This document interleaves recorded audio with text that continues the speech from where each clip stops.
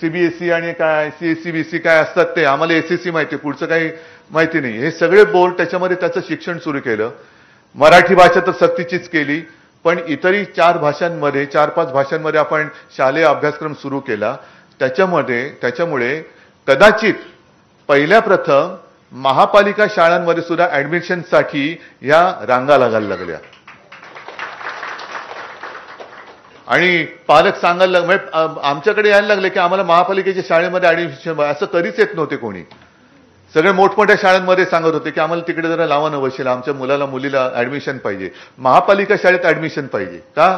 कारण आपण शिक्षणाचा दर्जा सुधारला, महापालिका शाळेंची सुद्धा चांगली डागडुजी केली आणि त्याला वरून आपण काय नाव ठेवलं, मुंबई पब्लिक स्कूल. जाऊन बघा. तर त्याच्यामध्ये सुद्धा महापालिकेमध्ये सुद्धा काही चांगले शिक्षक आहेत. मग महापालिका तेव्हा आपल्याकडे होती.